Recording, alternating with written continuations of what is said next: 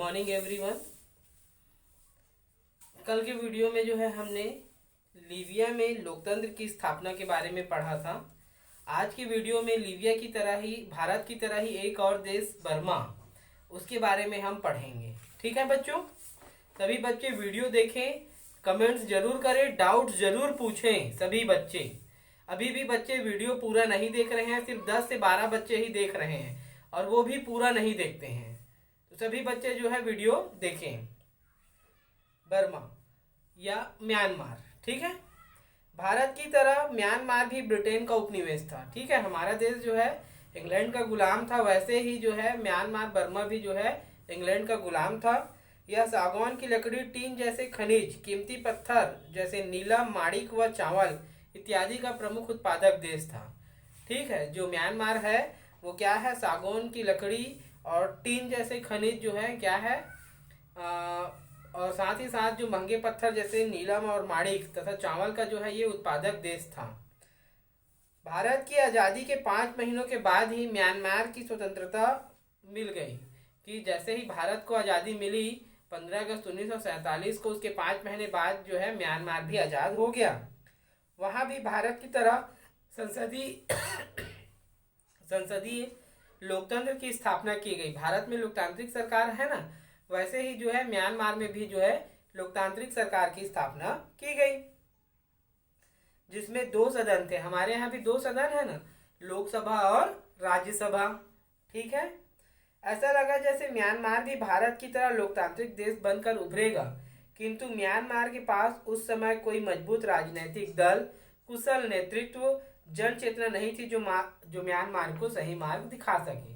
ठीक है, भारत और म्यांमार या बर्मा दोनों ही देश जो है उपनिवेशिक राष्ट्र थे और भारत की आज़ादी के साथ ही म्यांमार भी जो है आज़ाद हो गया था। ठीक है, 5 महीने बाद भारत की तरह भी वहाँ भी लोकतांत्रिक सरकार की स्थापना की गई और वहाँ पे भी 2 सदन स्थापित हुए जैसे भारत में है। और ऐसी उम्मीद की जा रही थी कि वहाँ पे भी लोकतंत्र सफल होगा, परंतु वहाँ पर जो है कुशल राजनीतिक दल,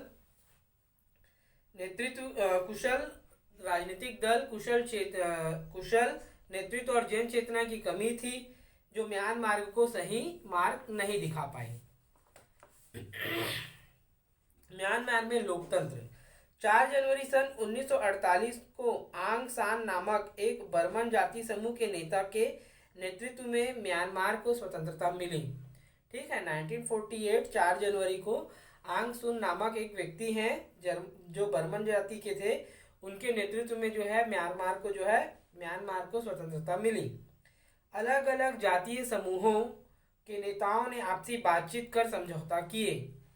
इस समझौतों के अनुसार उन्होंने सभी जातीय समूहों के लिए अधिकार सुनिश्चित किए तथा अल्पसंख्यकों को भी लोकतंत्र में सम्मिलित करने का प्रयास किया। ठीक है, जैसी आज़ादी मिली तो अलग अलग जाति समूहों के नेताओं ने आपसी बातचीत कर समझौता किया और इस समझौते के अनुसार जितने भी जाति या समूह के लोग थे उनके आधार सुनिश्चित किए गए तथा अल्पसंख्यक लोगों को भी इसमें सम्मिलित करने का प्रयास किया गया। इन्हीं समझौतों की वजह से पहले कुछ वर्षों तक म्यांमार में लोकतंत्र सरकारें जो है या लोकतांत्रिक सरकार जो है वो चल पाई। ठीक है, सन 1951, 1956 एवं 1960 में चुनाव हुए जिसमें अनेक राजनीतिक दलों ने भाग लिया तथा लोकतांत्रिक सरकार चलती रही। स्वतंत्र बर्मा में साओ से थैक प्रथम राष्ट्रपति एवं यू नो प्रधानमंत्री थे। ठीक है, ये थी आज़ादी के बाद म्यांमार में लोकतांत्रिक सरकार, म्यांमार में सैन्य शासन। अब वहाँ पर जो है लोकतांत्रिक सरकार जो है ज़्यादा दिन तक नहीं चल पाई और अब वहाँ पर जो है सैनिक शासन स्थापित होने जा रहा था। ठीक है, म्यांमार में जनजातीय अधिकारों से संबंधित जटिल समस्याएं थी।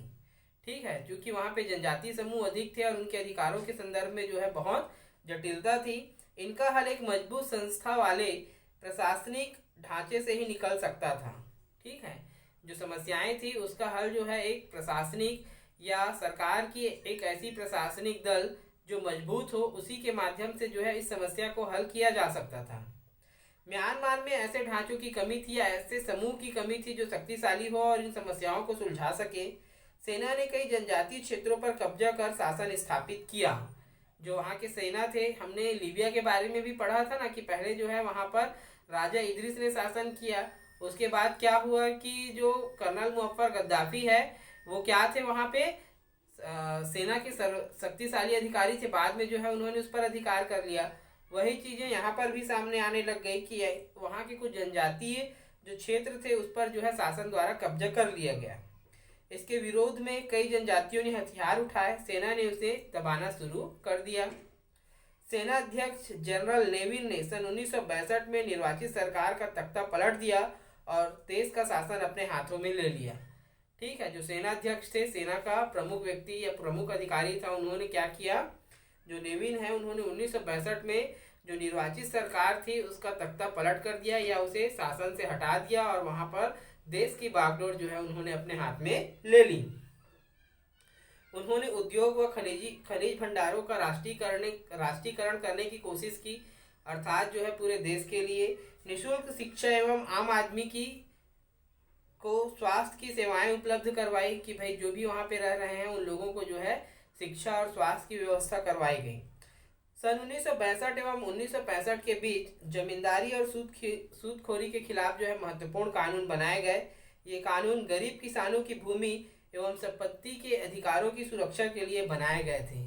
ठीक है, 1962 से 65 के बीच में वहाँ पर क्या किया गया कि जो जमींदारी प्रथा थी और सूदखोरी प्रथा थी उसको समाप्त करने के उद्देश्य से कड़े नियम बनाए गए। और इसका मुख्य रीजन या इसे बनाने का मुख्य रीजन था कि जो किसान है उनकी भूमि और संपत्ति की सुरक्षा की जा सके।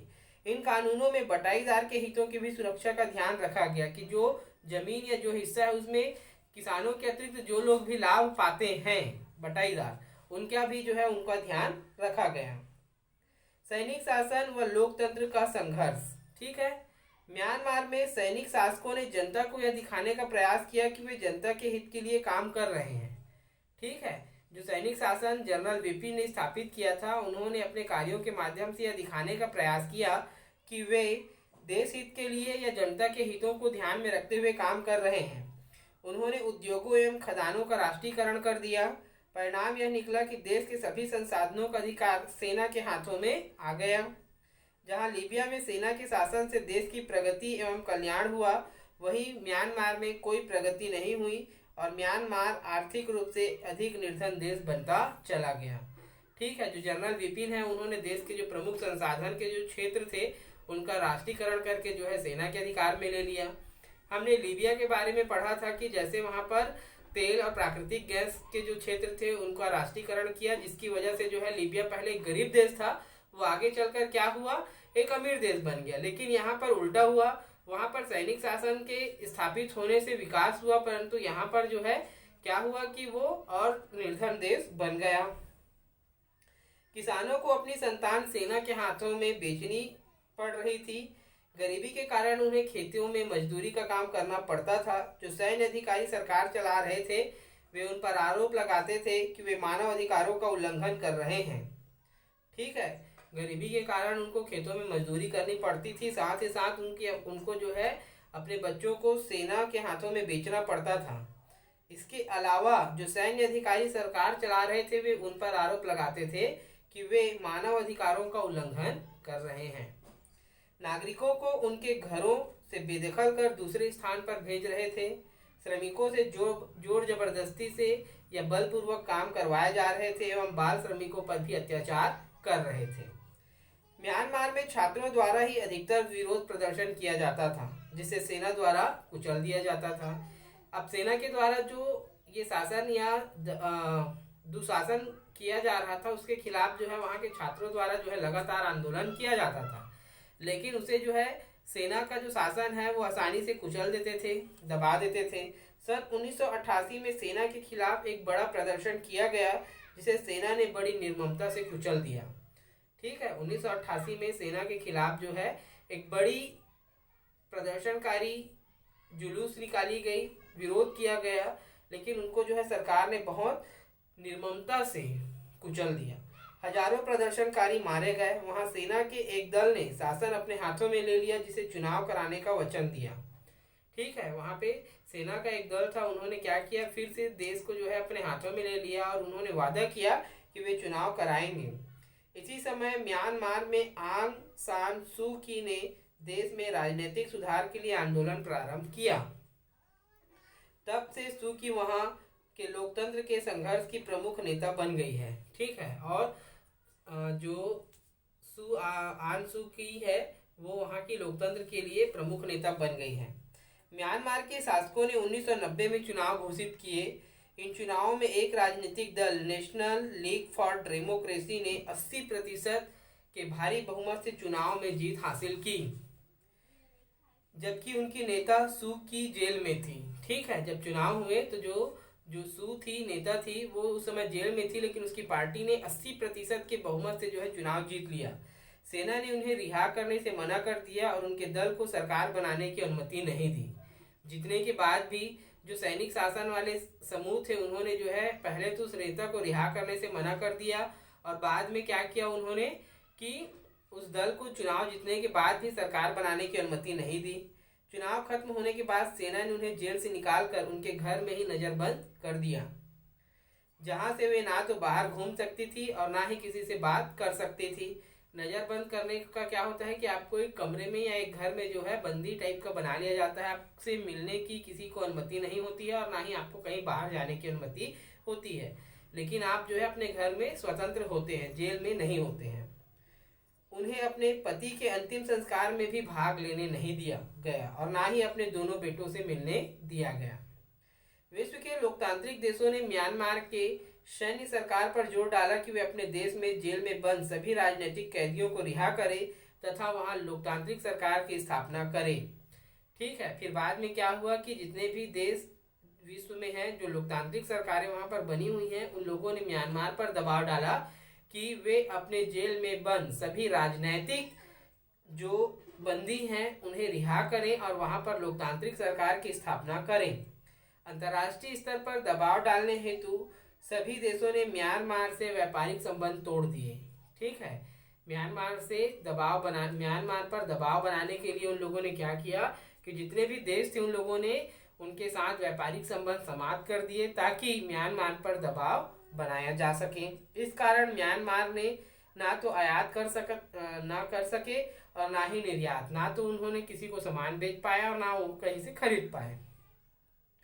इस अंतर्राष्ट्रीय दबाव के कारण म्यांमार के सैनिक शासन को अपनी नीति में कुछ बदलाव करने पड़े।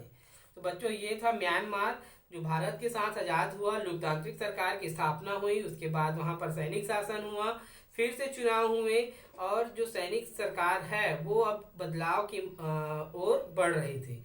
तो अगले वीडियो में जो है हम म्यांमार में बदलाव ये पढ़ेंगे। कोई भी डाउट हो तो जरूर पूछें। ठीक है बच्चों, थैंक यू।